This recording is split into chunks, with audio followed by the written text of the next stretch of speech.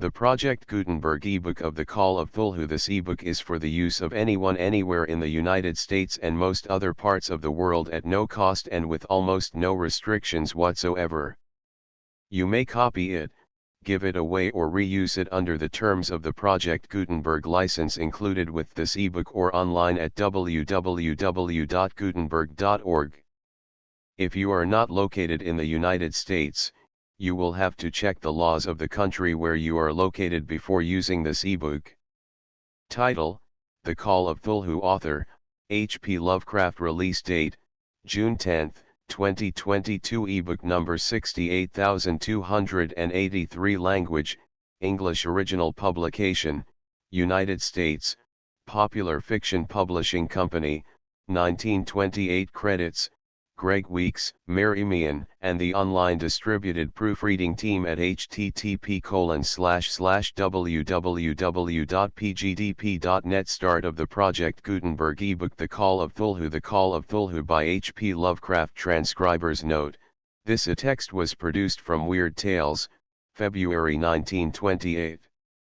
Extensive research did not uncover any evidence that the U.S. copyright on this publication was renewed. Of such great powers or beings there may be conceivably a survival of a hugely remote period when consciousness was manifested, perhaps, in shapes and forms long since withdrawn before the tide of advancing humanity, forms of which poetry and legend alone have caught a flying memory and called them gods, monsters, mythical beings of all sorts and kinds. Algernon Blackwood. The ring of worshippers moved in endless bacchanal between the ring of bodies and the ring of fire. 1-1. The horror in clay. The most merciful thing in the world, I think, is the inability of the human mind to correlate all its contents. We live on a placid island of ignorance in the midst of black seas of infinity, and it was not meant that we should voyage far. The sciences, each straining in its own direction, have hitherto harmed us little, but some day the piecing together of dissociated knowledge will open up such terrifying vistas of reality, and of our frightful position therein, that we shall either go mad from the revelation or flee from the deadly light into the peace and safety of a new dark age. Theosophists have guessed at the awesome grandeur of the cosmic cycle wherein our world and human race form transient incidents. They have hinted at strange survivals in terms which would freeze the blood if not masked by a bland optimism. But it is not from them that there came the single glimpse of forbidden eons which chills me when I think of it and maddens me when I dream of it. That glimpse, like all dread glimpses of truth, flashed out from an accidental piecing together of separated things, in this case an old newspaper item and the notes of a dead professor. I hope that no one else will accomplish this piecing out. Certainly, if I live, I shall never knowingly supply a link in so hideous a chain. I think that the professor, too, intended to keep silent regarding the part he knew, and that he would have destroyed his notes had not sudden death seized him. My knowledge of the thing began in the winter of 1926-27 with the death of my granduncle, George Gamble Angel, Professor Emeritus of Semitic Languages in Brown University, Providence, Rhode Island.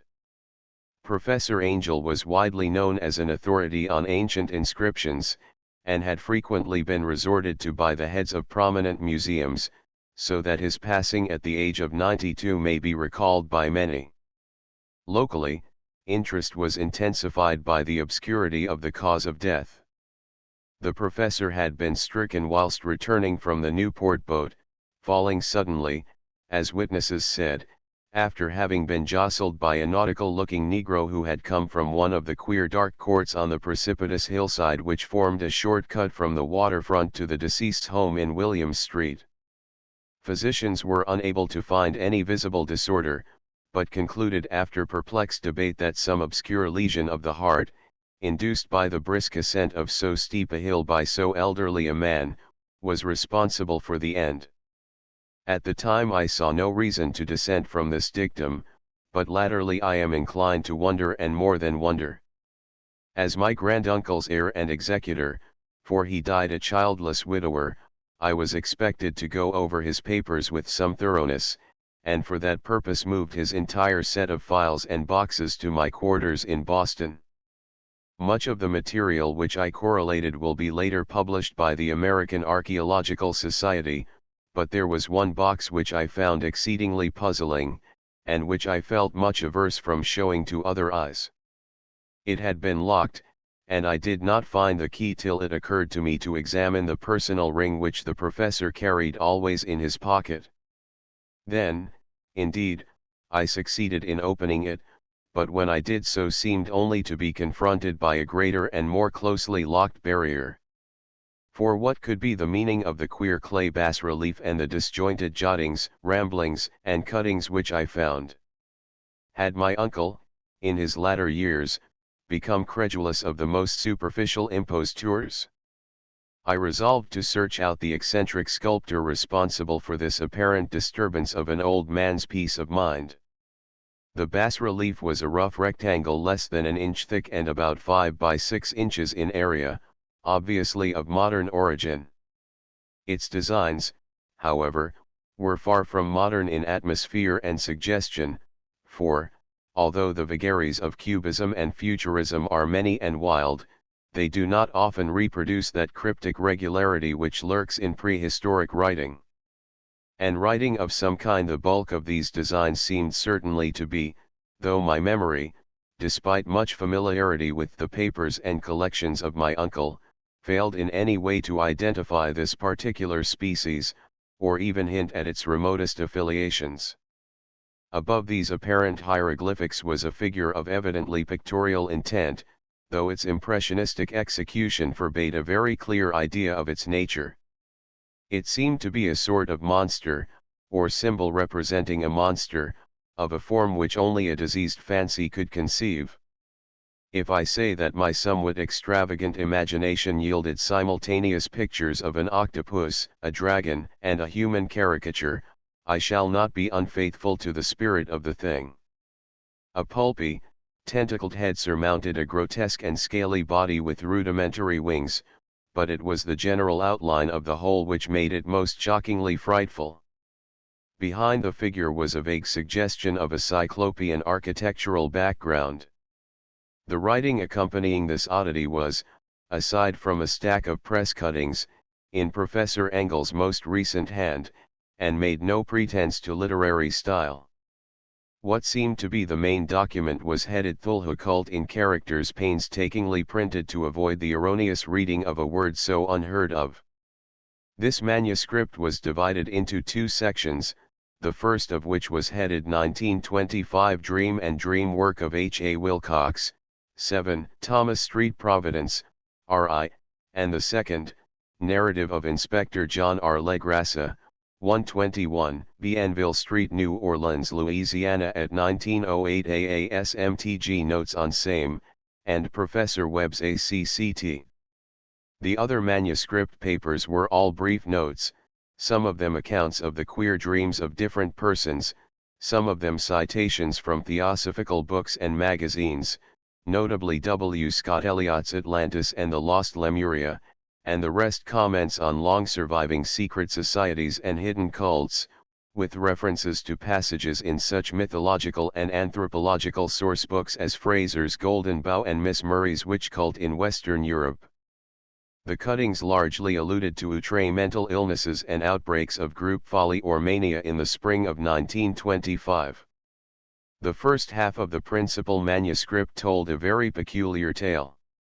It appears that on March 1, 1925, a thin, dark young man of neurotic and excited aspect had called upon Professor Angel bearing the singular clay bas-relief, which was then exceedingly damp and fresh. His card bore the name of Henry Anthony Wilcox, and my uncle had recognized him as the youngest son of an excellent family slightly known to him, who had latterly been studying sculpture at the Rhode Island School of Design and living alone at the Fleur-de-Lis building near that institution. Wilcox was a precocious youth of known genius but great eccentricity, and had from childhood excited attention through the strange stories and odd dreams he was in the habit of relating. He called himself psychically hypersensitive, but the staid folk of the ancient commercial city dismissed him as merely queer. Never mingling much with his kind, he had dropped gradually from social visibility, and was now known only to a small group of aesthetes from other towns. Even the Providence Art Club, anxious to preserve its conservatism, had found him quite hopeless. On the occasion of the visit, ran the professor's manuscript, the sculptor abruptly asked for the benefit of his host's archaeological knowledge in identifying the hieroglyphics on the bas-relief. He spoke in a dreamy, stilted manner which suggested pose and alienated sympathy, and my uncle showed some sharpness in replying, for the conspicuous freshness of the tablet implied kinship with anything but archaeology. Young Wilcox's rejoinder, which impressed my uncle enough to make him recall and record it verbatim, was of a fantastically poetic cast which must have typified his whole conversation, and which I have since found highly characteristic of him. He said, "It is new, indeed, for I made it last night in a dream of strange cities, and dreams are older than brooding Tyre, or the contemplative Sphinx, or garden-girdled Babylon." It was then that he began that rambling tale which suddenly played upon a sleeping memory and won the fevered interest of my uncle. There had been a slight earthquake tremor the night before, the most considerable felt in New England for some years, and Wilcox's imagination had been keenly affected. Upon retiring, he had had an unprecedented dream of great cyclopean cities of Titan blocks and sky-flung monoliths, all dripping with green ooze and sinister with latent horror.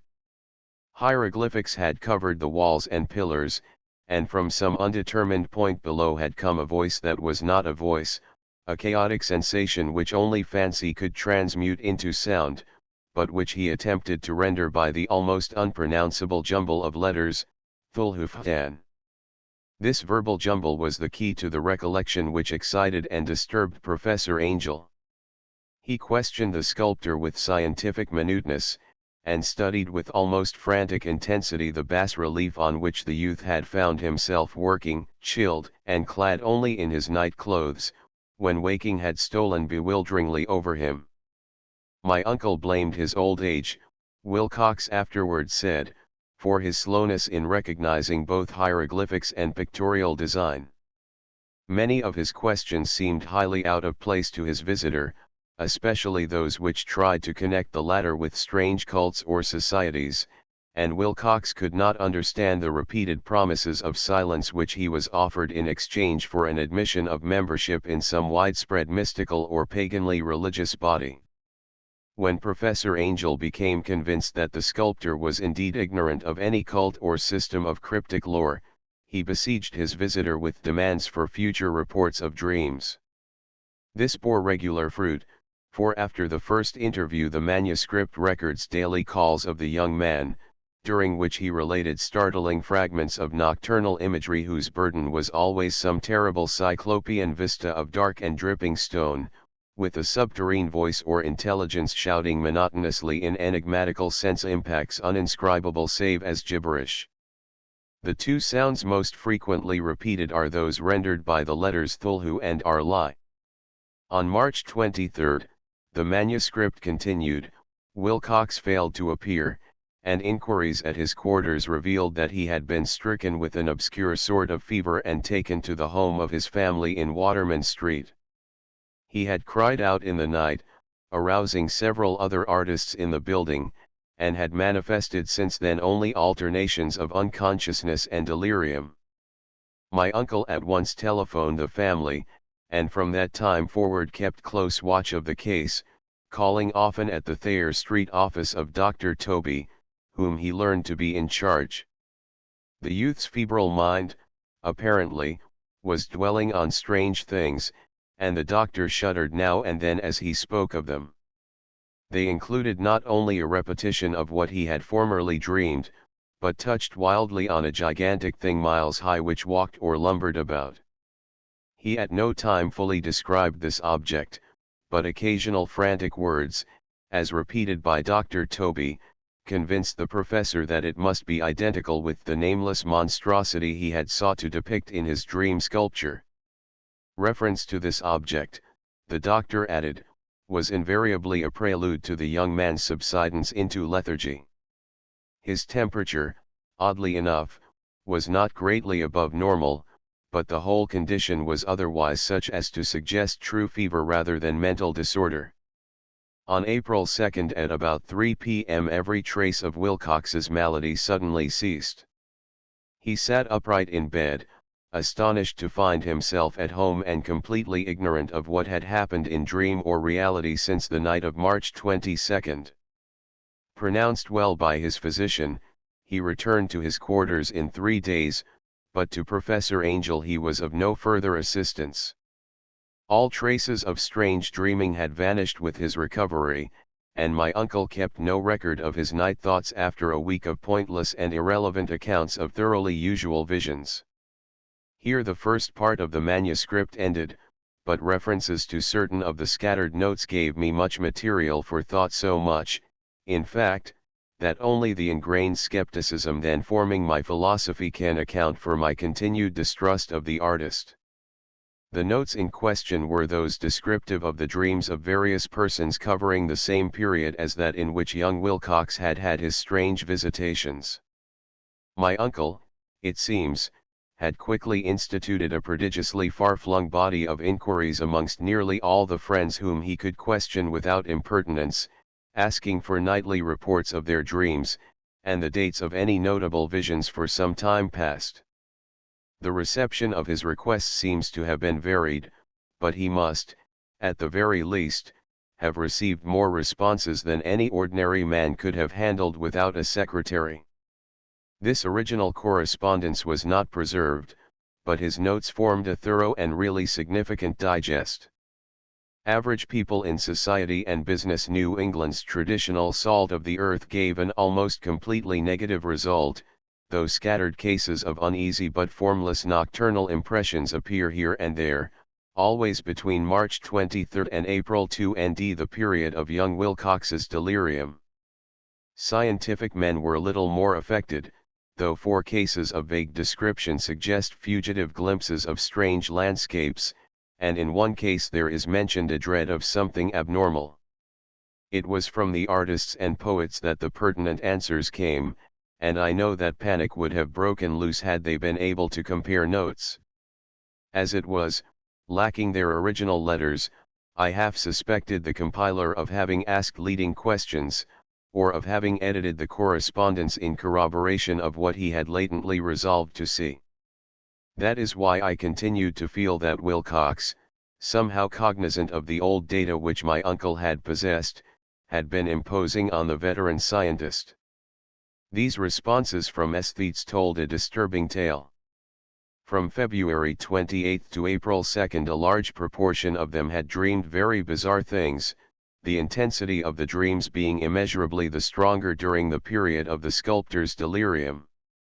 Over a fourth of those who reported anything, reported scenes and half-sounds not unlike those which Wilcox had described, and some of the dreamers confessed acute fear of the gigantic nameless thing visible toward the last.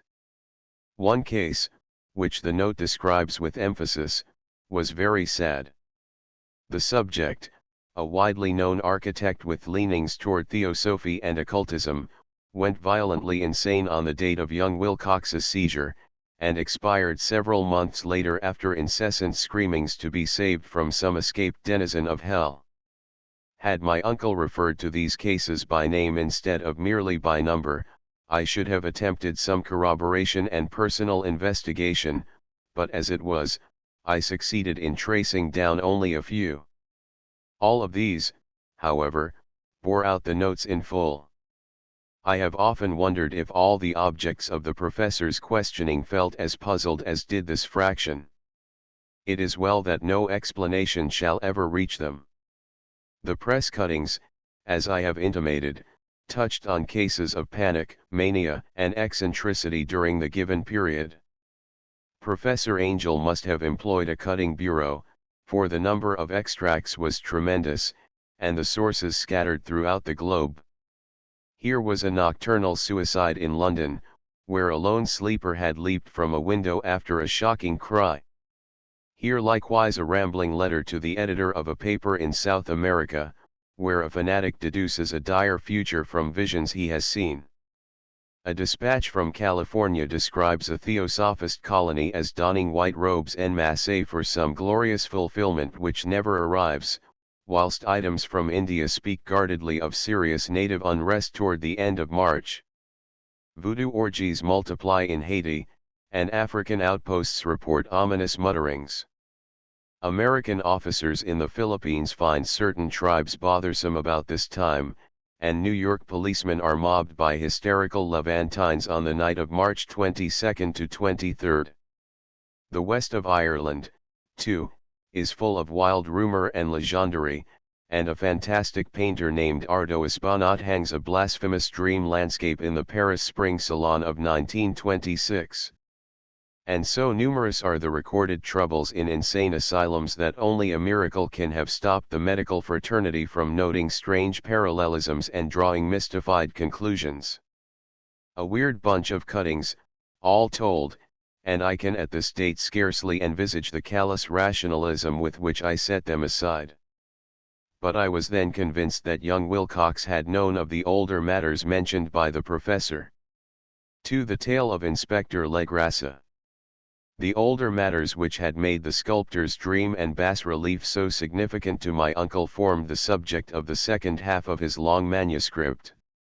Once before, it appears, Professor Angel had seen the hellish outlines of the nameless monstrosity, puzzled over the unknown hieroglyphics, and heard the ominous syllables which can be rendered only as Cthulhu, and all this in so stirring and horrible a connection that it is small wonder he pursued young Wilcox with queries and demands for data. This earlier experience had come in 1908, 17 years before, when the American Archaeological Society held its annual meeting in St. Louis.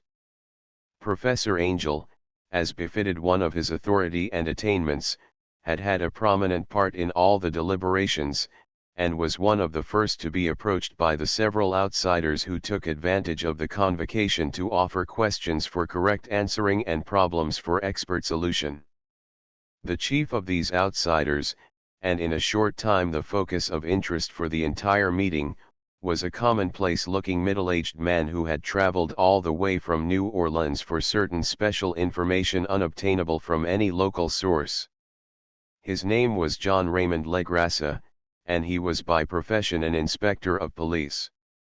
With him he bore the subject of his visit, a grotesque, repulsive, and apparently very ancient stone statuette whose origin he was at a loss to determine.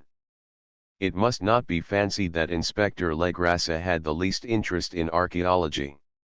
On the contrary, his wish for enlightenment was prompted by purely professional considerations.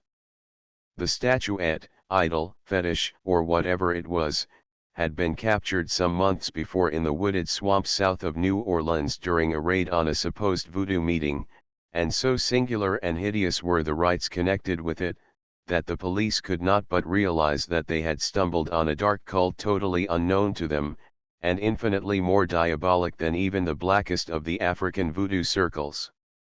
Of its origin, apart from the erratic and unbelievable tales extorted from the captured members, absolutely nothing was to be discovered, hence the anxiety of the police for any antiquarian lore which might help them to place the frightful symbol, and through it track down the cult to its fountainhead.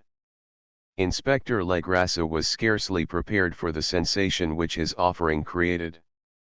One side of the thing had been enough to throw the assembled men of science into a state of tense excitement, and they lost no time in crowding around him to gaze at the diminutive figure whose utter strangeness and air of genuinely abysmal antiquity hinted so potently at unopened and archaic vistas. No recognized school of sculpture had animated this terrible object, yet centuries and even thousands of years seemed recorded in its dim and greenish surface of unplaceable stone. The figure, which was finally passed slowly from man to man for close and careful study, was between 7 and 8 inches in height, and of exquisitely artistic workmanship. It represented a monster of vaguely anthropoid outline, but with an octopus-like head whose face was a mass of feelers, a scaly, rubbery-looking body, prodigious claws on hind and forefeet, and long, narrow wings behind. This thing, which seemed instinct with a fearsome and unnatural malignancy, was of a somewhat bloated corpulence, and squatted evilly on a rectangular block or pedestal covered with undecipherable characters.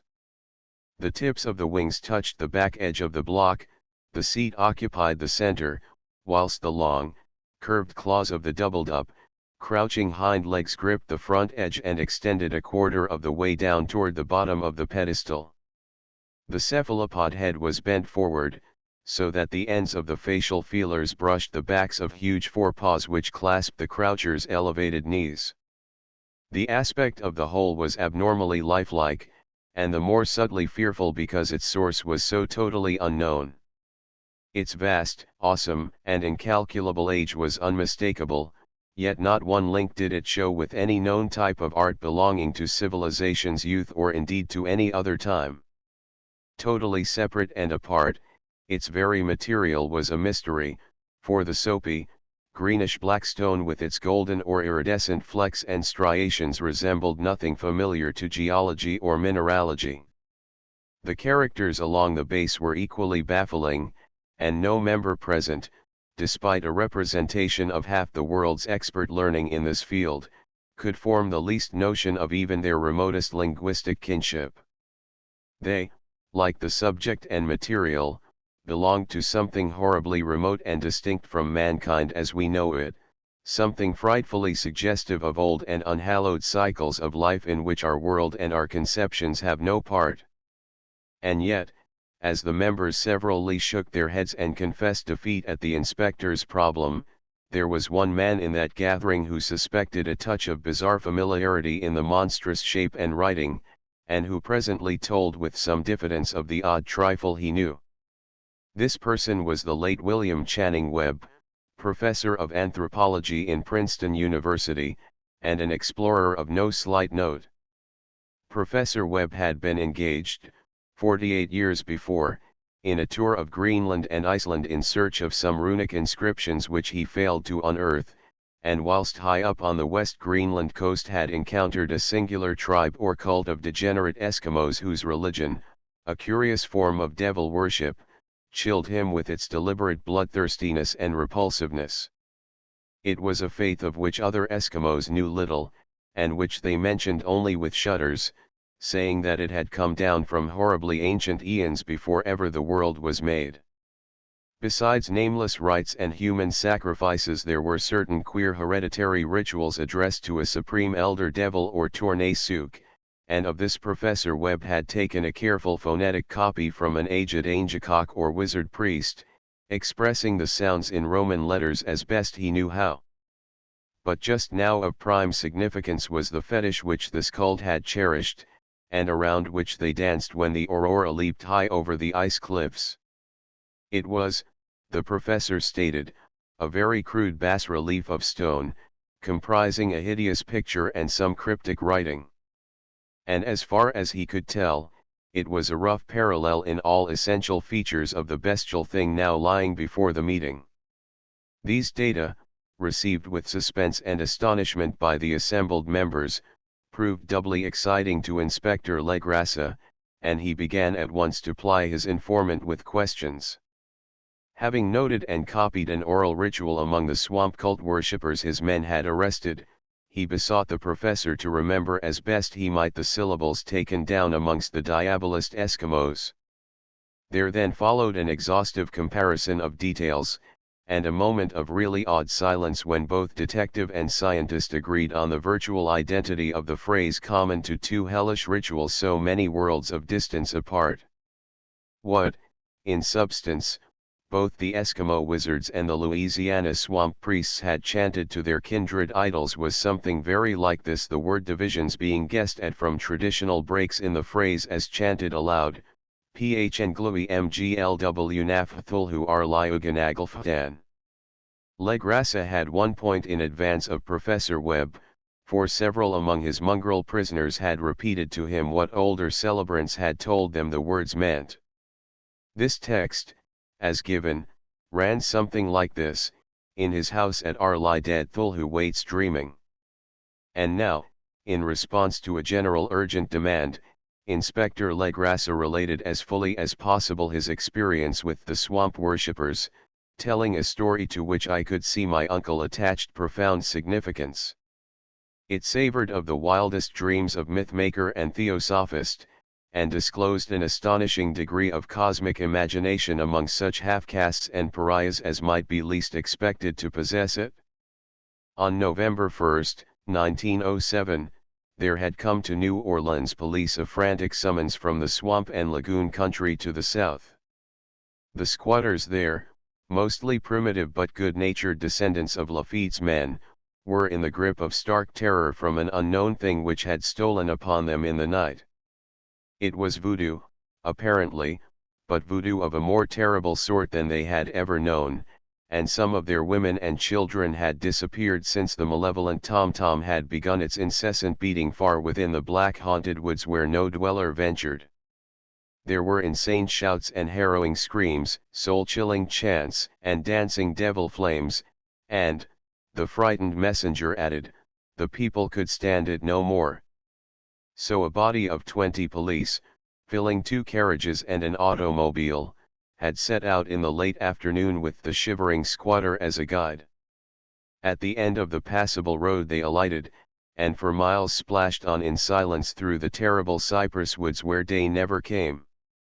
Ugly roots and malignant hanging nooses of Spanish moss beset them, and now and then a pile of dank stones or fragments of a rotting wall intensified by its hint of morbid habitation, a depression which every malformed tree and every fungus islet combined to create.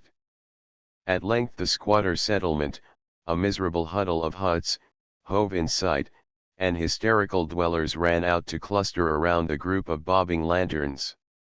The muffled beat of tom-toms was now faintly audible far, far ahead, and a curdling shriek came at infrequent intervals when the wind shifted. A reddish glare, too, seemed to filter through the pale undergrowth beyond endless avenues of forest night. Reluctant even to be left alone again, each one of the cowed squatters refused point-blank to advance another inch toward the scene of unholy worship, so Inspector Legrassa and his 19 colleagues plunged on unguided into black arcades of horror that none of them had ever trod before. The region now entered by the police was one of traditionally evil repute, substantially unknown and untraversed by white men.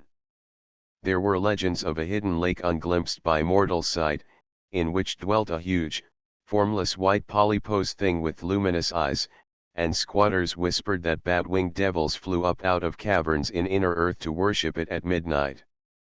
They said it had been there before d'Iberville, before La Salle, before the Indians, and before even the wholesome beasts and birds of the woods. It was nightmare itself, and to see it was to die. But it made men dream, and so they knew enough to keep away. The present voodoo orgy was, indeed, on the merest fringe of this abhorred area, but that location was bad enough, hence perhaps the very place of the worship had terrified the squatters more than the shocking sounds and incidents. Only poetry or madness could do justice to the noises heard by Legrassa's men as they plowed on through the black morass toward the red glare and the muffled tom-toms. There are vocal qualities peculiar to men, and vocal qualities peculiar to beasts, and it is terrible to hear the one when the source should yield the other. Animal fury and orgiastic license here whipped themselves to demoniac heights by howls and squawking ecstasies that tore and reverberated through those night woods like pestilential tempests from the gulfs of hell. Now and then the less organized ululations would cease, and from what seemed a well-drilled chorus of hoarse voices would rise in sing-song chant that hideous phrase or ritual, Ph and glui mglw naf Cthulhu ar liuganaglfdan. Then the men, having reached a spot where the trees were thinner, came suddenly in sight of the spectacle itself. 4 of them reeled, 1 fainted, and 2 were shaken into a frantic cry which the mad cacophony of the orgy fortunately deadened. Legrassa dashed swamp water on the face of the fainting man, and all stood trembling and nearly hypnotized with horror. In a natural glade of the swamp stood a grassy island of perhaps an acre's extent, clear of trees and tolerably dry. On this now leaped and twisted a more indescribable horde of human abnormality than any but a Sime or an Angarola could paint. Void of clothing, this hybrid spawn were braying, bellowing and writhing about a monstrous ring-shaped bonfire, in the center of which, revealed by occasional rifts in the curtain of flame, stood a great granite monolith some 8 feet in height, on top of which, incongruous in its diminutiveness, rested the noxious carven statuette. From a wide circle of 10 scaffolds set up at regular intervals with the flame-girt monolith as a center hung, head downward, the oddly marred bodies of the helpless squatters who had disappeared. It was inside the circle that the ring of worshippers jumped and roared, the general direction of the mass motion being from left to right in endless bacchanal between the ring of bodies and the ring of fire. It may have been only imagination and it may have been only echoes which induced one of the men, an excitable Spaniard, to fancy he heard antiphonal responses to the ritual from some far and unillumined spot deeper within the wood of ancient legendary and horror. This man, Joseph D. Galvez, I later met and questioned, and he proved distractingly imaginative. He indeed went so far as to hint of the faint beating of great wings, and of a glimpse of shining eyes and a mountainous white bulk beyond the remotest trees, but I suppose he had been hearing too much native superstition. Actually, the horrified pause of the men was of comparatively brief duration. Duty came first, and although there must have been nearly 100 mongrel celebrants in the throng, the police relied on their firearms and plunged determinedly into the nauseous rout. For 5 minutes the resultant din and chaos were beyond description. Wild blows were struck, shots were fired, and escapes were made, but in the end Legrassa was able to count some 47 sullen prisoners, whom he forced to dress in haste and fall into line between 2 rows of policemen. 5 of the worshippers lay dead, and 2 severely wounded ones were carried away on improvised stretchers by their fellow prisoners. The image on the monolith, of course, was carefully removed and carried back by Legrassa. Examined at headquarters after a trip of intense strain and weariness, the prisoners all proved to be men of a very low, mixed-blooded, and mentally aberrant type. Most were seamen, and a sprinkling of Negroes and mulattoes, largely West Indians or Brava Portuguese from the Cape Verde Islands, gave a coloring of voodooism to the heterogeneous cult. But before many questions were asked, it became manifest that something far deeper and older than Negro fetishism was involved. Degraded and ignorant as they were, the creatures held with surprising consistency to the central idea of their loathsome faith. They worshipped, so they said, the great old ones who lived ages before there were any men, and who came to the young world out of the sky. Those old ones were gone now, inside the earth and under the sea, but their dead bodies had told their secrets in dreams to the first man, who formed a cult which had never died.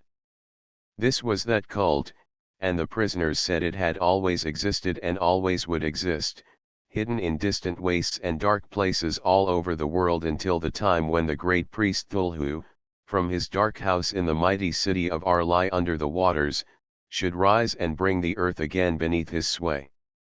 Some day he would call, when the stars were ready, and the secret cult would always be waiting to liberate him. Meanwhile no more must be told. There was a secret which even torture could not extract. Mankind was not absolutely alone among the conscious things of earth, for shapes came out of the dark to visit the faithful few. But these were not the great old ones. No man had ever seen the old ones. The carven idol was great Cthulhu, but none might say whether or not the others were precisely like him. No one could read the old writing now, but things were told by word of mouth. The chanted ritual was not the secret that was never spoken aloud, only whispered. The chant meant only this: in his house at Arlai dead Cthulhu waits dreaming. Only 2 of the prisoners were found sane enough to be hanged, and the rest were committed to various institutions. All denied a part in the ritual murders, and averred that the killing had been done by black-winged ones which had come to them from their immemorial meeting place in the haunted wood. But of those mysterious allies no coherent account could ever be gained. What the police did extract came mainly from an immensely aged mestizo named Castro, who claimed to have sailed to strange ports and talked with undying leaders of the cult in the mountains of China. Old Castro remembered bits of hideous legend that paled the speculations of theosophists and made man and the world seem recent and transient indeed. There had been eons when other things ruled on the earth, and they had had great cities. Remains of them, he said the deathless Jinn men had told him, were still to be found as cyclopean stones on islands in the Pacific. They all died vast epochs of time before man came, but there were arts which could revive them when the stars had come round again to the right positions in the cycle of eternity. They had, indeed, come themselves from the stars, and brought their images with them. These great old ones, Castro continued, were not composed altogether of flesh and blood. They had shape, for did not this star-fashioned image prove it, but that shape was not made of matter. When the stars were right, they could plunge from world to world through the sky, but when the stars were wrong, they could not live. But although they no longer lived, they would never really die. They all lay in stone houses in their great city of Arlai, preserved by the spells of mighty Cthulhu for a glorious resurrection when the stars and the earth might once more be ready for them. But at that time some force from outside must serve to liberate their bodies. The spells that preserved them intact likewise prevented them from making an initial move, and they could only lie awake in the dark and think whilst uncounted millions of years rolled by. They knew all that was occurring in the universe, for their mode of speech was transmitted thought. Even now they talked in their tombs. When, after infinities of chaos, the first men came, the great old ones spoke to the sensitive among them by molding their dreams, for only thus could their language reach the fleshly minds of mammals. Then, whispered Castro, those first men formed the cult around small idols which the great ones showed them, idols brought in dim eras from dark stars. That cult would never die till the stars came right again, and the secret priests would take great Cthulhu from his tomb to revive his subjects and resume his rule of earth. The time would be easy to know, for then mankind would have become as the great old ones, free and wild and beyond good and evil, with laws and morals thrown aside and all men shouting and killing and reveling in joy. Then the liberated old ones would teach them new ways to shout and kill and revel and enjoy themselves, and all the earth would flame with a holocaust of ecstasy and freedom. Meanwhile the cult, by appropriate rites, must keep alive the memory of those ancient ways and shadow forth the prophecy of their return. In the elder time chosen men had talked with the entombed old ones in dreams, but then something had happened. The great stone city Arlai, with its monoliths and sepulchres, had sunk beneath the waves, and the deep waters, full of the one primal mystery through which not even thought can pass, had cut off the spectral intercourse. But memory never died, and high priests said that the city would rise again when the stars were right. Then came out of the earth the black spirits of earth, moldy and shadowy, and full of dim rumors picked up in caverns beneath forgotten sea bottoms. But of them old Castro dared not speak much. He cut himself off hurriedly, and no amount of persuasion or subtlety could elicit more in this direction. The size of the old ones, too, he curiously declined to mention. Of the cult, he said that he thought the center lay amid the pathless deserts of Arabia, where Iram, the city of pillars, dreams hidden and untouched. It was not allied to the European witch cult, and was virtually unknown beyond its members.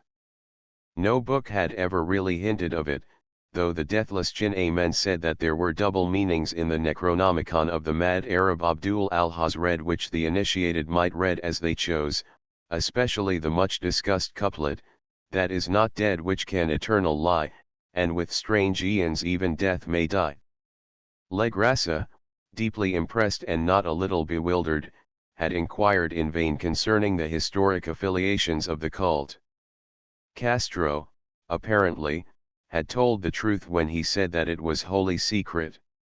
The authorities at Tulane University could shed no light upon either cult or image, and now the detective had come to the highest authorities in the country and met with no more than the Greenland tale of Professor Webb. The feverish interest aroused at the meeting by Legrassa's tale, corroborated as it was by the statuette, is echoed in the subsequent correspondence of those who attended, although scant mention occurs in the formal publication of the society. Caution is the first care of those accustomed to face occasional charlatanry and imposture. Legrassa for some time lent the image to Professor Webb, but at the latter's death it was returned to him and remains in his possession, where I viewed it not long ago. It is truly a terrible thing, and unmistakably akin to the dream sculpture of young Wilcox. That my uncle was excited by the tale of the sculptor I did not wonder, for what thoughts must arise upon hearing, after a knowledge of what Legrassa had learned of the cult, of a sensitive young man who had dreamed not only the figure and exact hieroglyphics of the swamp-found image and the Greenland devil tablet, but had come in his dreams upon at least 3 of the precise words of the formula uttered alike by Eskimo diabolists and mongrel Louisianans. Professor Engel's instant start on an investigation of the utmost thoroughness was eminently natural, though privately I suspected young Wilcox of having heard of the cult in some indirect way, and of having invented a series of dreams to heighten and continue the mystery at my uncle's expense. The dream narratives and cuttings collected by the professor were, of course, strong corroboration, but the rationalism of my mind and the extravagance of the whole subject led me to adopt what I thought the most sensible conclusions. So, after thoroughly studying the manuscript again and correlating the theosophical and anthropological notes with the cult narrative of Legrassa, I made a trip to Providence to see the sculptor and give him the rebuke I thought proper for so boldly imposing upon a learned and aged man. Wilcox still lived alone in the Fleur-de-Lis building in Thomas Street, a hideous Victorian imitation of 17th-century Breton architecture which flaunts its stuccoed front amidst the lovely colonial houses on the ancient hill, and under the very shadow of the finest Georgian steeple in America. I found him at work in his rooms, and at once conceded from the specimens scattered about that his genius is indeed profound and authentic.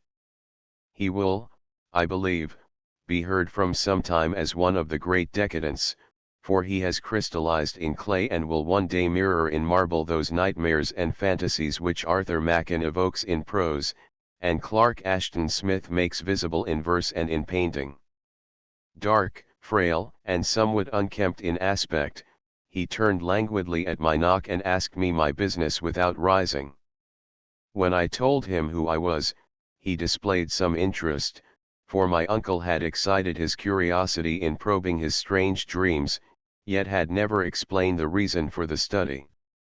I did not enlarge his knowledge in this regard, but sought with some subtlety to draw him out. In a short time I became convinced of his absolute sincerity, for he spoke of the dreams in a manner none could mistake.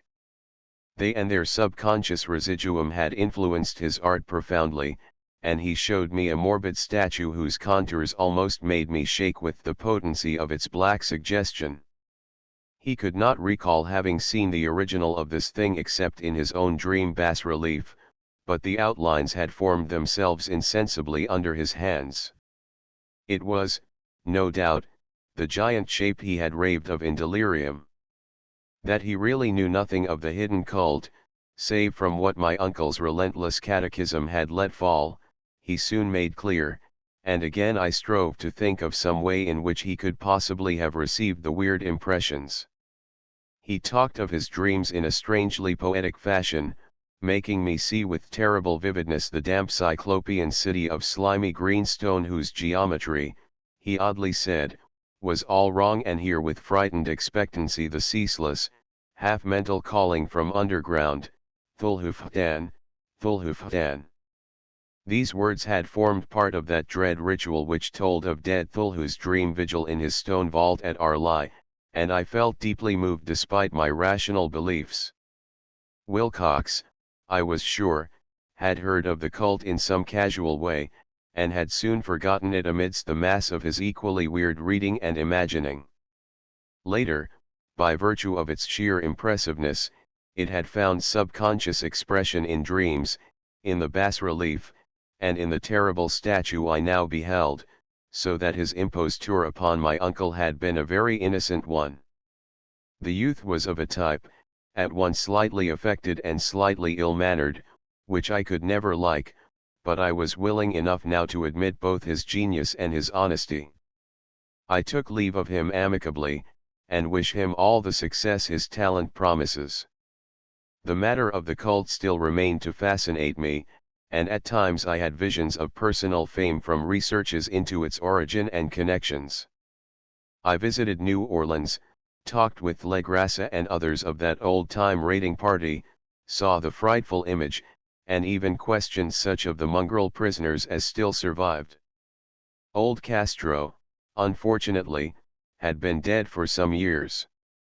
What I now heard so graphically at first hand, though it was really no more than a detailed confirmation of what my uncle had written, excited me afresh, for I felt sure that I was on the track of a very real, very secret, and very ancient religion whose discovery would make me an anthropologist of note.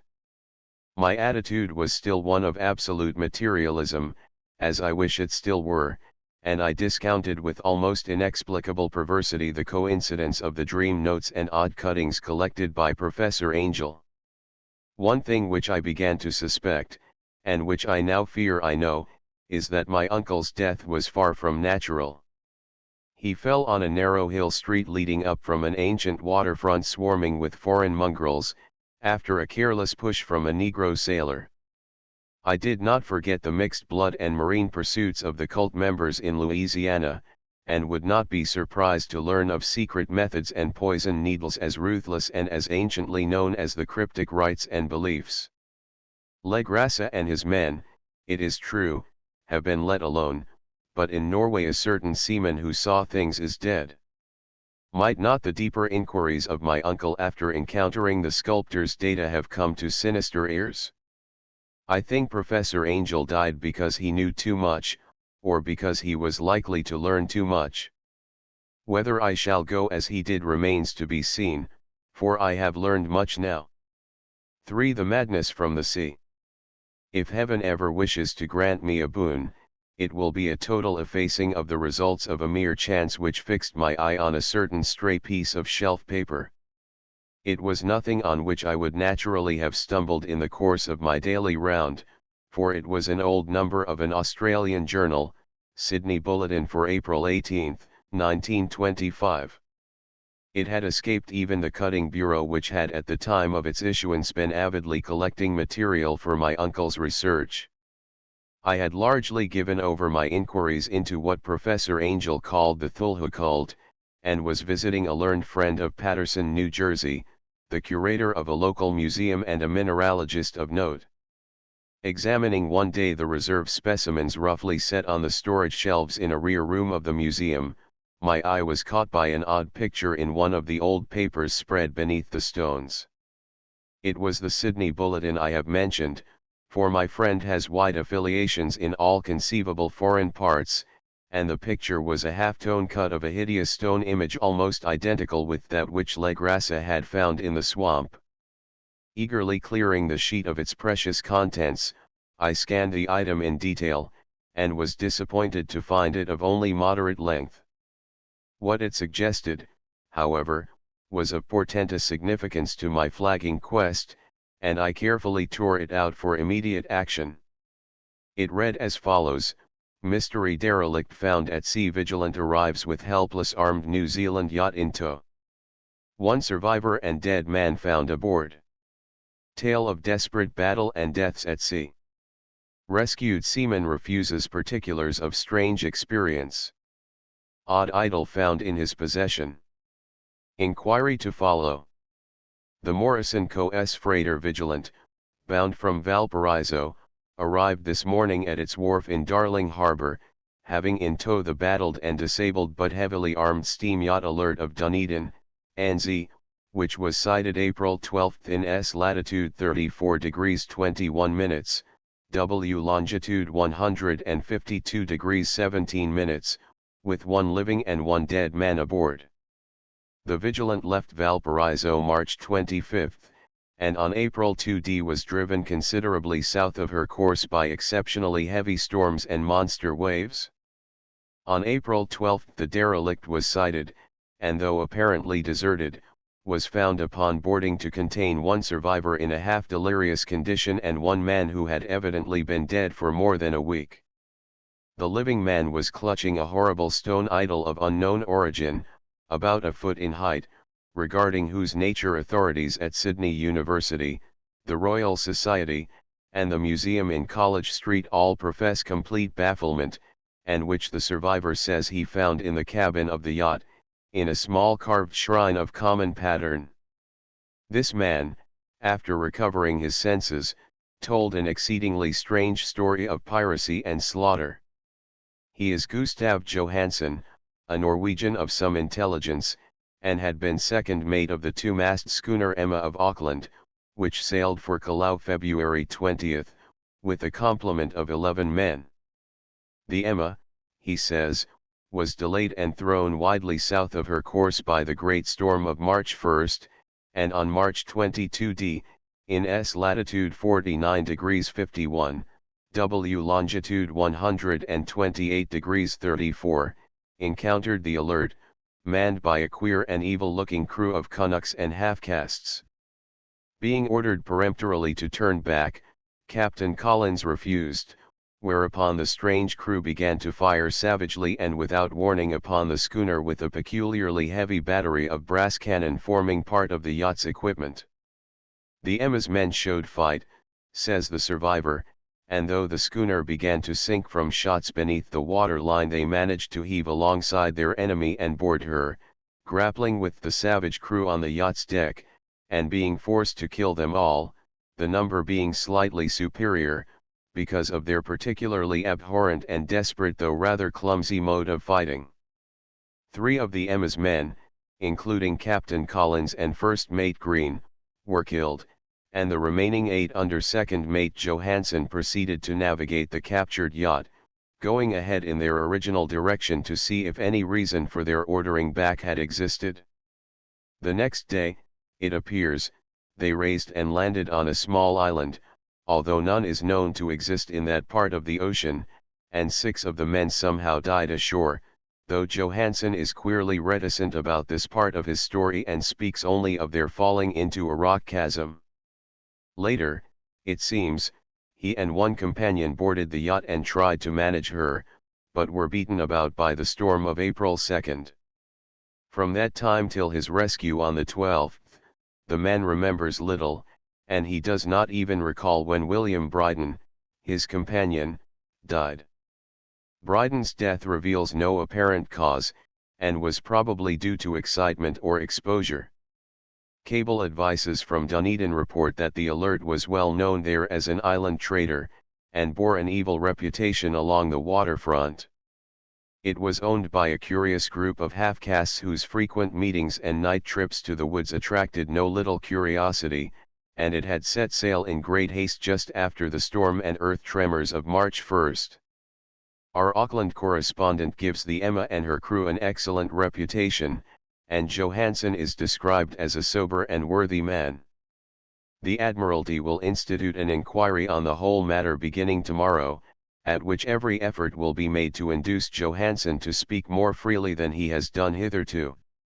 This was all, together with the picture of the hellish image, but what a train of ideas it started in my mind. Here were new treasuries of data on the Cthulhu cult, and evidence that it had strange interests at sea as well as on land. What motive prompted the hybrid crew to order back the Emma as they sailed about with their hideous idol? What was the unknown island on which 6 of the Emma's crew had died, and about which the mate Johansen was so secretive? What had the Vice-Admiralty's investigation brought out, and what was known of the noxious cult in Dunedin? And most marvelous of all, what deep and more than natural linkage of dates was this which gave a malign and now undeniable significance to the various turns of events so carefully noted by my uncle. March 1 Str February 28. According to the international dateline, the earthquake and storm had come. From Dunedin the Alert and her noisome crew had darted eagerly forth as if imperiously summoned, and on the other side of the earth poets and artists had begun to dream of a strange, dank cyclopean city, whilst a young sculptor had moulded in his sleep the form of the dreaded Cthulhu.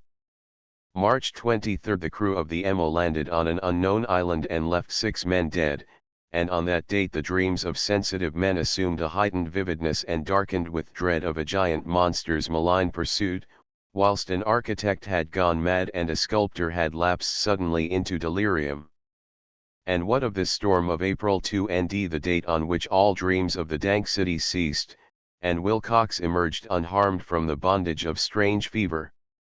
What of all this and of those hints of old Castro about the sunken, starborn old ones and their coming reign, their faithful cult and their mastery of dreams?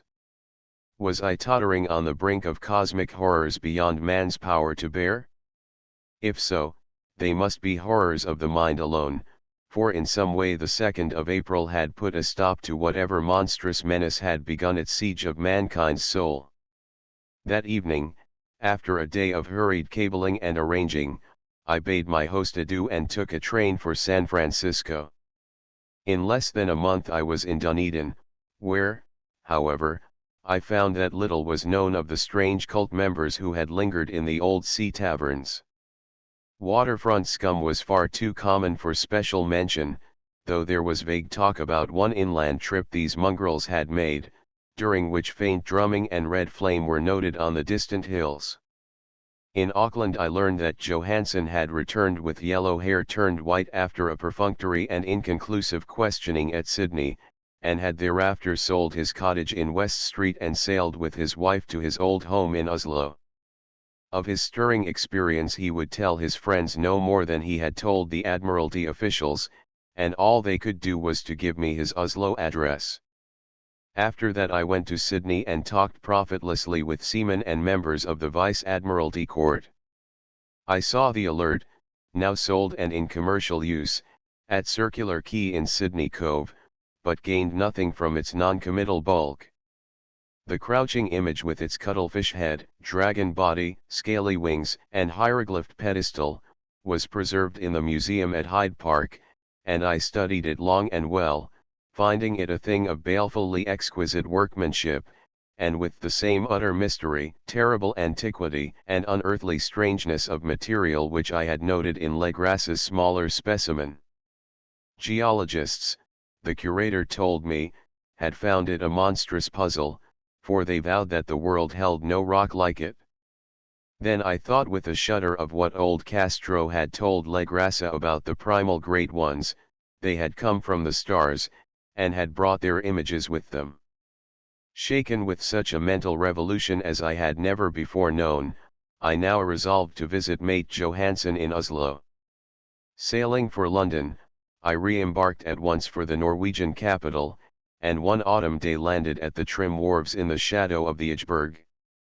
Johansen's address, I discovered, lay in the old town of King Harald Hardrada, which kept alive the name of Oslo during all the centuries that the greater city masqueraded as Christiania. I made the brief trip by taxicab, and knocked with palpitant heart at the door of a neat and ancient building with plastered front. A sad-faced woman in black answered my summons, and I was stung with disappointment when she told me in halting English that Gustav Johansen was no more. He had not long survived his return, said his wife, for the doings at sea in 1925 had broken him. He had told her no more than he had told the public, but had left a long manuscript of technical matters, as he said, written in English, evidently in order to safeguard her from the peril of casual perusal. During a walk through a narrow lane near the Gothenburg dock, a bundle of papers falling from an attic window had knocked him down. 2 Lascar sailors at once helped him to his feet, but before the ambulance could reach him he was dead. Physicians found no adequate cause for the end, and laid it to heart trouble and a weakened constitution. I now felt gnawing at my vitals that dark terror which will never leave me till I, too, am at rest, accidentally or otherwise. Persuading the widow that my connection with her husband's technical matters was sufficient to entitle me to his manuscript, I bore the document away and began to read it on the London boat. It was a simple, rambling thing, a naive sailor's effort at a post facto diary, and strove to recall day by day that last awful voyage. I cannot attempt to transcribe it verbatim in all its cloudiness and redundance, but I will tell its gist enough to show why the sound of the water against the vessel's sides became so unendurable to me that I stopped my ears with cotton. Johansen, thank God, did not know quite all, even though he saw the city and the thing, but I shall never sleep calmly again when I think of the horrors that lurk ceaselessly behind life in time and in space, and of those unhallowed blasphemies from elder stars which dream beneath the sea, known and favored by a nightmare cult ready and eager to loose them on the world whenever another earthquake shall heave their monstrous stone city again to the sun and air. Johansen's voyage had begun just as he told it to the Vice-Admiralty. The Emma, in ballast, had cleared Auckland on February 20, and had felt the full force of that earthquake-born tempest which must have heaved up from the sea bottom the horrors that filled men's dreams. Once more under control, the ship was making good progress when held up by the Alert on March 22, and I could feel the mate's regret as he wrote of her bombardment and sinking. Of the swarthy cult fiends on the Alert he speaks with significant horror. There was some peculiarly abominable quality about them which made their destruction seem almost a duty, and Johansen shows ingenuous wonder at the charge of ruthlessness brought against his party during the proceedings of the Court of Inquiry.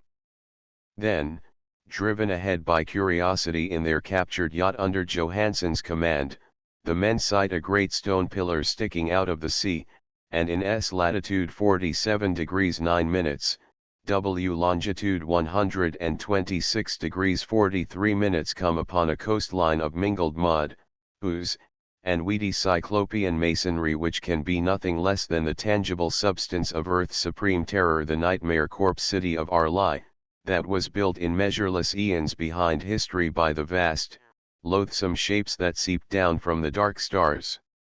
There lay great Cthulhu and his hordes, hidden in green slimy vaults and sending out at last, after cycles incalculable, the thoughts that spread fear to the dreams of the sensitive and called imperiously to the faithful to come on a pilgrimage of liberation and restoration. All this Johansen did not suspect, but God knows he soon saw enough. I suppose that only a single mountain top, the hideous monolith-crowned citadel whereon great Cthulhu was buried, actually emerged from the waters. When I think of the extent of all that may be brooding down there, I almost wish to kill myself forthwith.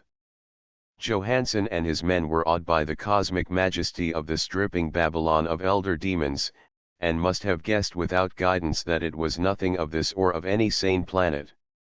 Awe at the unbelievable size of the greenish stone blocks, at the dizzying height of the great carven monolith, and at the stupefying identity of the colossal statues and bas-reliefs with the queer image found in the shrine on the Alert, is poignantly visible in every line of the mate's frightened description. Without knowing what futurism is like, Johansen achieved something very close to it when he spoke of the city, for instead of describing any definite structure or building, he dwells only on the broad impressions of vast angles and stone surfaces too great to belong to anything right or proper for this earth, and impious with horrible images and hieroglyphs. I mention his talk about angles because it suggests something Wilcox had told me of his awful dreams. He had said that the geometry of the dream place he saw was abnormal, non-Euclidean, and loathsomely redolent of spheres and dimensions apart from ours. Now an unlettered seaman felt the same thing whilst gazing at the terrible reality. Johansen and his men landed at a sloping mud bank on this monstrous acropolis, and clambered slipperily up over Titan oozy blocks which could have been no mortal staircase. The very sun of heaven seemed distorted when viewed through the polarizing miasma welling out from this sea-soaked perversion, and twisted menace and suspense lurked leeringly in those crazily elusive angles of carven rock where a second glance showed concavity after the first showed convexity. Something very like fright had come over all the explorers before anything more definite than rock and ooze and weed was seen. Each would have fled had he not feared the scorn of the others, and it was only half-heartedly that they searched vainly, as it proved, for some portable souvenir to bear away. It was Rodriguez the Portuguese who climbed up the foot of the monolith and shouted of what he had found. The rest followed him, and looked curiously at the immense carved door with the now familiar squid dragon bas-relief. It was, Johansen said, like a great barn door, and they all felt that it was a door because of the ornate lintel, threshold, and jambs around it, though they could not decide whether it lay flat like a trapdoor or slantwise like an outside cellar door.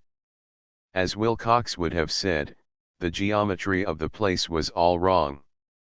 One could not be sure that the sea and the ground were horizontal, hence the relative position of everything else seemed phantasmally variable.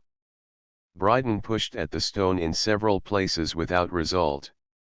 Then Donovan felt over it delicately around the edge, pressing each point separately as he went.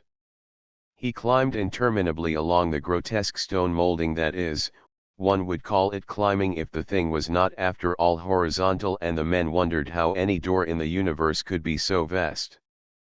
Then, very softly and slowly, the acre-grade panel began to give inward at the top, and they saw that it was balanced. Donovan slid or somehow propelled himself down or along the jamb and rejoined his fellows, and everyone watched the queer recession of the monstrously carven portal. In this fantasy of prismatic distortion it moved anomalously in a diagonal way, so that all the rules of matter and perspective seemed upset. The aperture was black with a darkness almost material. That tenebrousness was indeed a positive quality, for it obscured such parts of the inner walls as ought to have been revealed, and actually burst forth like smoke from its eon-long imprisonment, visibly darkening the sun as it slunk away into the shrunken and gibbous sky on flapping membranous wings. The odor arising from the newly opened depths was intolerable, and at length the quick-eared Hawkins thought he heard a nasty, slopping sound down there. Everyone listened, and everyone was listening still when it lumbered slobberingly into sight and gropingly squeezed its gelatinous green immensity through the black doorway into the tainted outside air of that poison city of madness. Poor Johansen's handwriting almost gave out when he wrote of this. Of the 6 men who never reached the ship, he thinks 2 perished of pure fright in that accursed instant. The thing cannot be described. There is no language for such abysms of shrieking and immemorial lunacy, such eldritch contradictions of all matter, force, and cosmic order. A mountain walked or stumbled. God! What wonder that across the earth a great architect went mad, and poor Wilcox raved with fever in that telepathic instant. The thing of the idols, the green, sticky spawn of the stars, had awaked to claim his own. The stars were right again, and what an age-old cult had failed to do by design, a band of innocent sailors had done by accident. After vigintillions of years great Cthulhu was loose again, and ravening for delight. 3 men were swept up by the flabby claws before anybody turned. God rest them, if there be any rest in the universe. They were Donovan, Guerrera, and Angstrom. Parker slipped as the other 3 were plunging frenziedly over endless vistas of green-crusted rock to the boat, and Johansen swears he was swallowed up by an angle of masonry which shouldn't have been there, an angle which was acute, but behaved as if it were obtuse. So only Bryden and Johansen reached the boat, and pulled desperately for the Alert as the mountainous monstrosity flopped down the slimy stones and hesitated floundering at the edge of the water.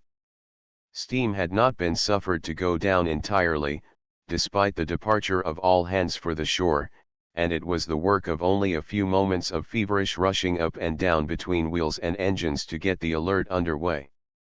Slowly, amidst the distorted horrors of that indescribable scene, she began to churn the lethal waters, whilst on the masonry of that charnel shore that was not of earth the Titan thing from the stars slavered and gibbered like Polypheme cursing the fleeing ship of Odysseus.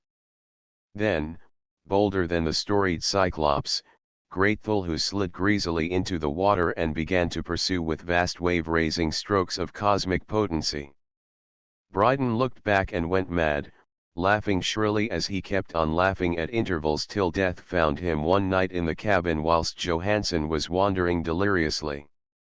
But Johansen had not given out yet. Knowing that the thing could surely overtake the Alert until steam was fully up, he resolved on a desperate chance, and, setting the engine for full speed, ran lightning-like on deck and reversed the wheel. There was a mighty eddying and foaming in the noisome brine, and as the steam mounted higher and higher the brave Norwegian drove his vessel head-on against the pursuing jelly which rose above the unclean froth like the stern of a demon galleon.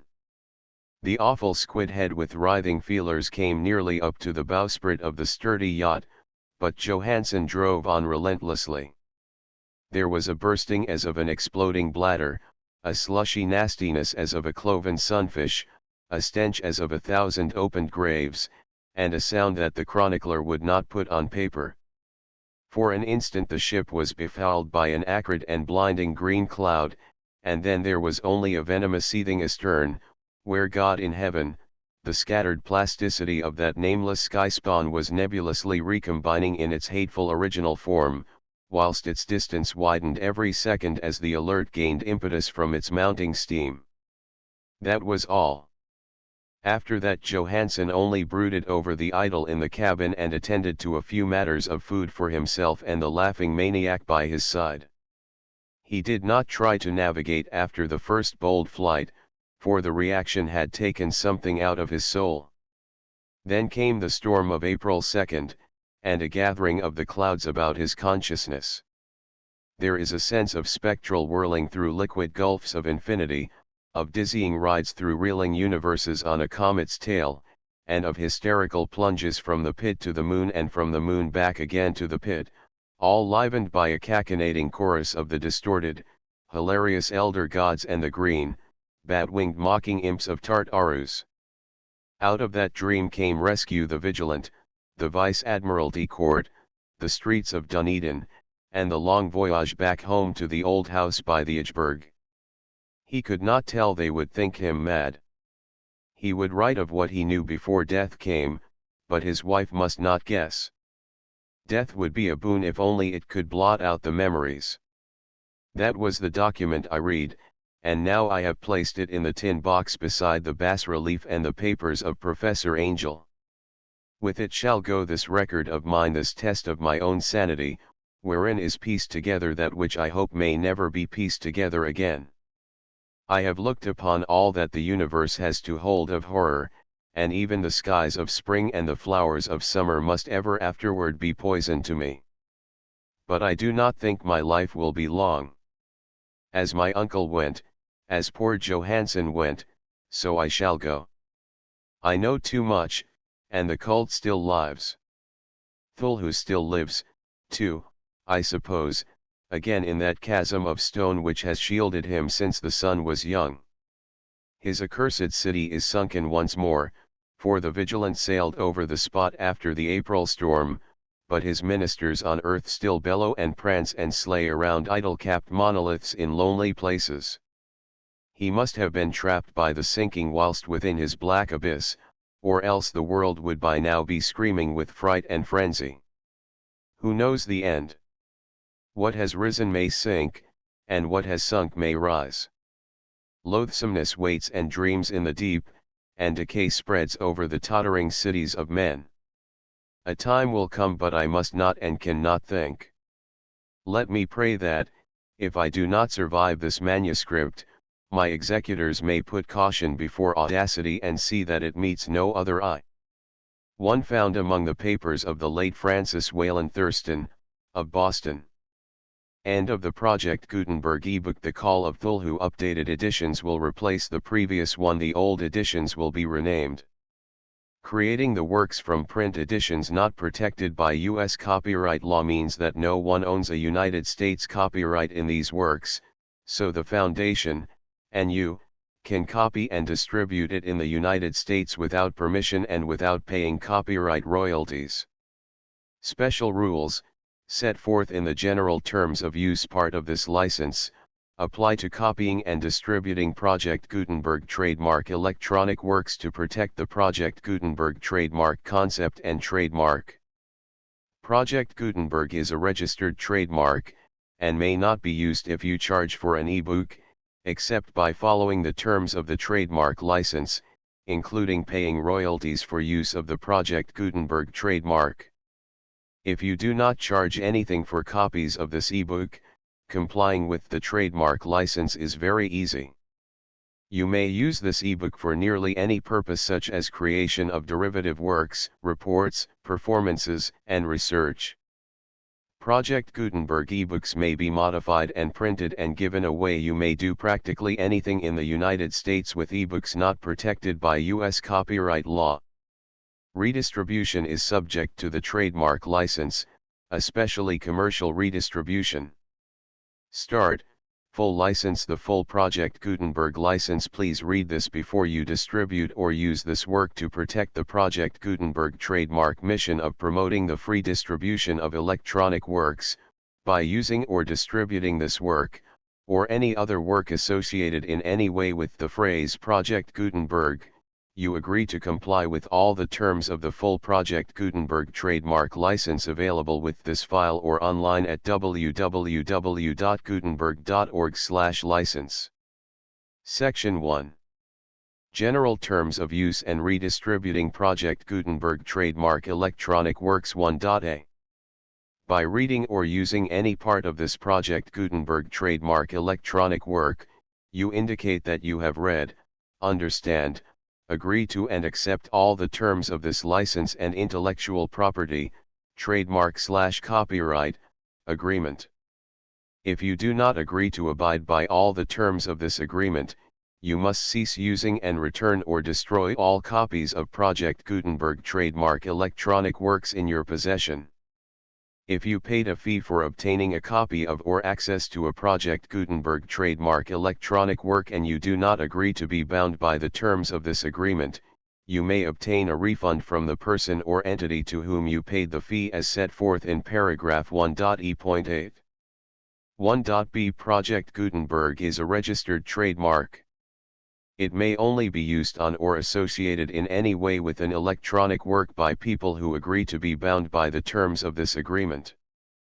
There are a few things that you can do with most Project Gutenberg trademark electronic works even without complying with the full terms of this agreement. See paragraph 1.c below. There are a lot of things you can do with Project Gutenberg trademark electronic works if you follow the terms of this agreement and help preserve free future access to Project Gutenberg trademark electronic works. See paragraph 1.e below. 1.c. The Project Gutenberg Literary Archive Foundation, the Foundation or PGLOF, owns a compilation copyright in the collection of Project Gutenberg trademark electronic works. Nearly all the individual works in the collection are in the public domain in the United States. If an individual work is unprotected by copyright law in the United States and you are located in the United States, we do not claim a right to prevent you from copying, distributing, performing, displaying, or creating derivative works based on the work as long as all references to Project Gutenberg are removed. Of course, we hope that you will support the Project Gutenberg trademark mission of promoting free access to electronic works by freely sharing Project Gutenberg trademark works in compliance with the terms of this agreement for keeping the Project Gutenberg trademark name associated with the work. You can easily comply with the terms of this agreement by keeping this work in the same format with its attached full Project Gutenberg trademark license when you share it without charge with others. 1.d. The copyright laws of the place where you are located also govern what you can do with this work. Copyright laws in most countries are in a constant state of change. If you are outside the United States, check the laws of your country in addition to the terms of this agreement before downloading, copying, displaying, performing, distributing or creating derivative works based on this work or any other Project Gutenberg trademark work. The Foundation makes no representations concerning the copyright status of any work in any country other than the United States. 1.e Unless you have removed all references to Project Gutenberg, 1.e.1. The following sentence, with active links to, or other immediate access to, the full Project Gutenberg trademark license must appear prominently whenever any copy of a Project Gutenberg trademark work, any work on which the phrase Project Gutenberg appears, or with which the phrase Project Gutenberg is associated, is accessed, displayed, performed, viewed, copied or distributed. This ebook is for the use of anyone anywhere in the United States and most other parts of the world at no cost and with almost no restrictions whatsoever. You may copy it, give it away or reuse it under the terms of the Project Gutenberg license included with this ebook or online at www.gutenberg.org. If you are not located in the United States, you will have to check the laws of the country where you are located before using this ebook. 1.e.2. If an individual Project Gutenberg trademark electronic work is derived from texts not protected by U.S. copyright law, does not contain a notice indicating that it is posted with permission of the copyright holder, the work can be copied and distributed to anyone in the United States without paying any fees or charges. If you are redistributing or providing access to a work with the phrase Project Gutenberg associated with or appearing on the work, you must comply either with the requirements of paragraphs 1.e.1 through 1.e.7 or obtain permission for the use of the work and the Project Gutenberg trademark as set forth in paragraphs 1.e.8 or 1.e.9. 1.e.3. If an individual Project Gutenberg trademark electronic work is posted with the permission of the copyright holder, your use and distribution must comply with both paragraphs 1.e.1 through 1.e.7 and any additional terms imposed by the copyright holder. Additional terms will be linked to the Project Gutenberg trademark license for all works posted with the permission of the copyright holder found at the beginning of this work. 1.e.4. Do not unlink or detach or remove the full Project Gutenberg trademark license terms from this work, or any files containing a part of this work or any other work associated with Project Gutenberg trademark. 1.e.5. Do not copy, display, perform, distribute or redistribute this electronic work, or any part of this electronic work, without prominently displaying the sentence set forth in paragraph 1.e.1 with active links or immediate access to the full terms of the Project Gutenberg trademark license. 1.e.6. You may convert to and distribute this work in any binary, compressed, marked up, non-proprietary or proprietary form, including any word processing or hypertext form. However, if you provide access to or distribute copies of a Project Gutenberg trademark work in a format other than plain vanilla ASCII or other format used in the official version posted on the official Project Gutenberg trademark website, www.gutenberg.org, you must, at no additional cost, fee, or expense to the user, provide a copy, a means of exporting a copy, or a means of obtaining a copy upon request, of the work in its original plain vanilla ASCII or other form. Any alternate format must include the full Project Gutenberg trademark license as specified in paragraph 1.e.1. 1.e.7. Do not charge a fee for access to, viewing, displaying, performing, copying or distributing any Project Gutenberg trademark works unless you comply with paragraph 1.e.8 or 1.e.9. 1.e.8. You may charge a reasonable fee for copies of or providing access to or distributing Project Gutenberg trademark electronic works provided that, You pay a royalty fee of 20% of the gross profits you derive from the use of Project Gutenberg trademark works calculated using the method you already used to calculate your applicable taxes. The fee is owed to the owner of the Project Gutenberg trademark, but he has agreed to donate royalties under this paragraph to the Project Gutenberg Literary Archive Foundation.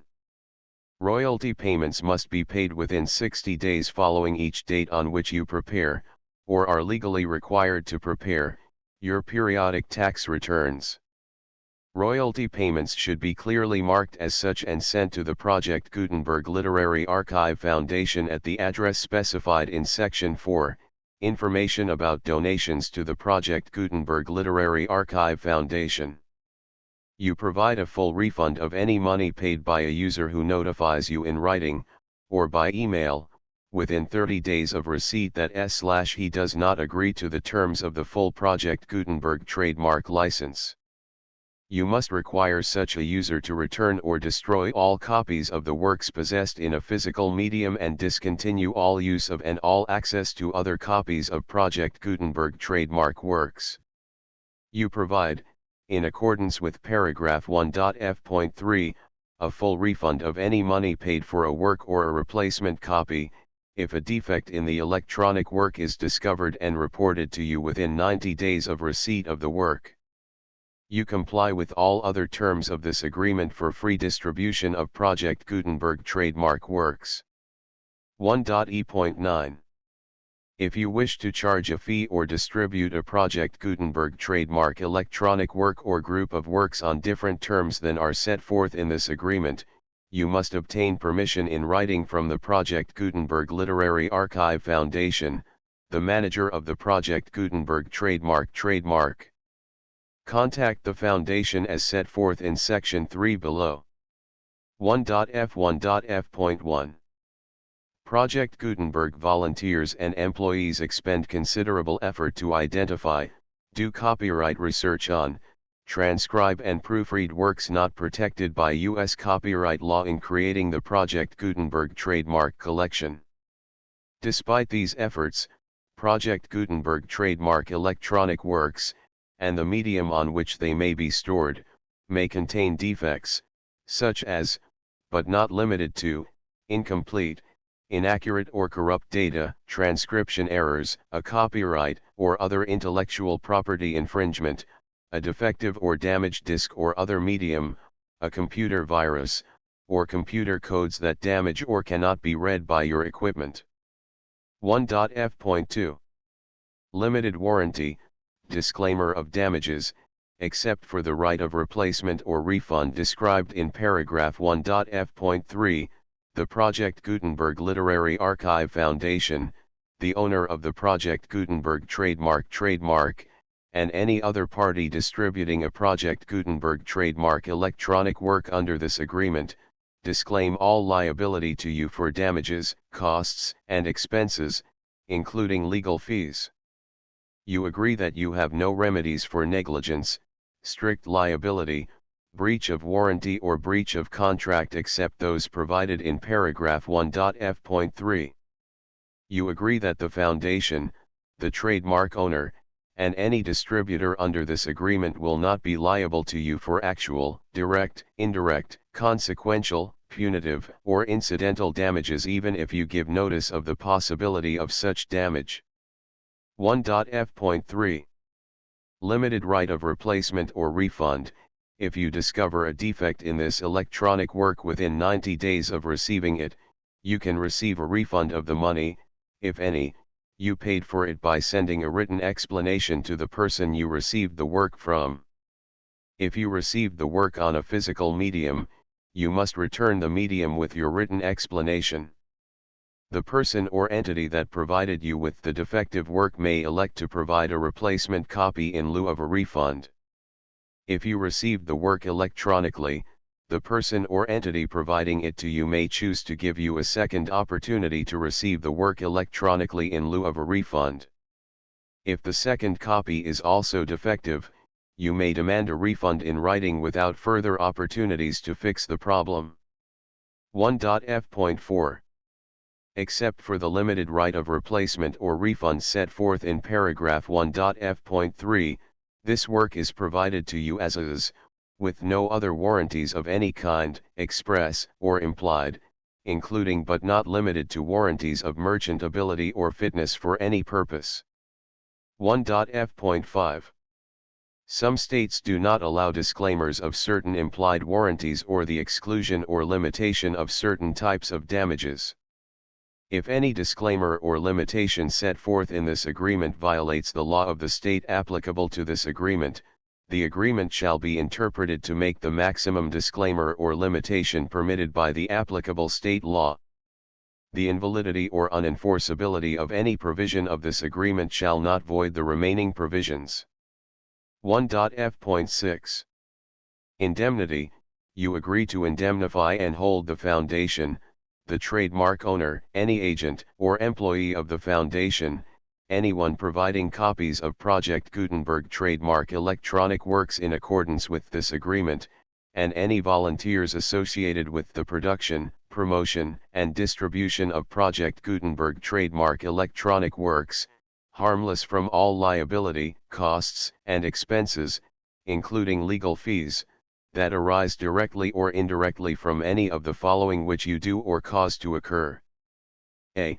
Distribution of this or any Project Gutenberg trademark work. B. Alteration, modification, or additions or deletions to any Project Gutenberg trademark work, and C. Any defect you cause. Section 2. Information about the mission of Project Gutenberg trademark. Project Gutenberg trademark is synonymous with the free distribution of electronic works in formats readable by the widest variety of computers, including obsolete, old, middle-aged, and new computers. It exists because of the efforts of hundreds of volunteers and donations from people in all walks of life. Volunteers and financial support to provide volunteers with the assistance they need are critical to reaching Project Gutenberg trademark's goals and ensuring that the Project Gutenberg trademark collection will remain freely available for generations to come. In 2001, the Project Gutenberg Literary Archive Foundation was created to provide a secure and permanent future for Project Gutenberg trademark and future generations. To learn more about the Project Gutenberg Literary Archive Foundation and how your efforts and donations can help, see sections 3 and 4 and the Foundation information page at www.gutenberg.org. Section 3. Information about the Project Gutenberg Literary Archive Foundation. The Project Gutenberg Literary Archive Foundation is a non-profit 501(c)(3) educational corporation organized under the laws of the state of Mississippi and granted tax-exempt status by the Internal Revenue Service. The Foundation's IN or Federal Tax Identification Number is 64-6221541.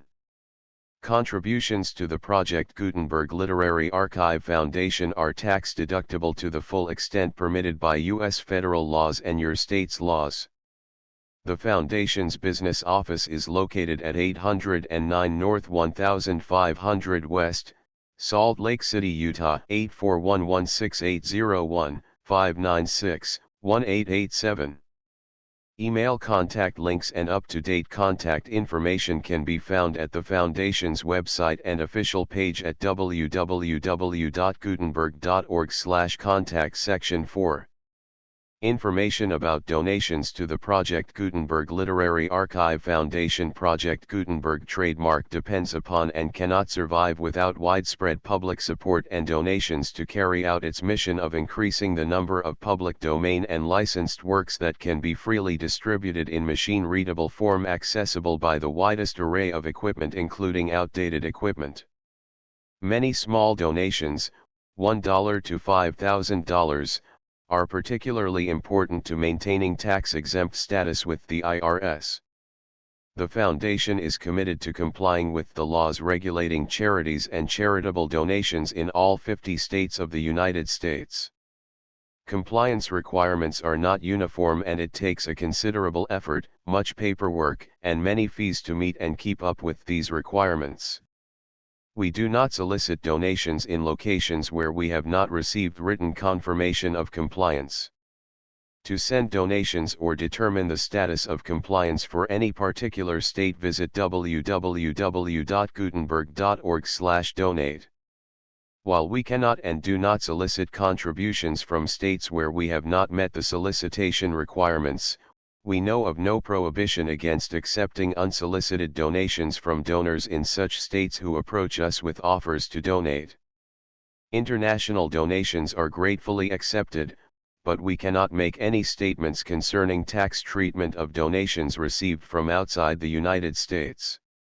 U.S. laws alone swamp our small staff. Please check the Project Gutenberg web pages for current donation methods and addresses.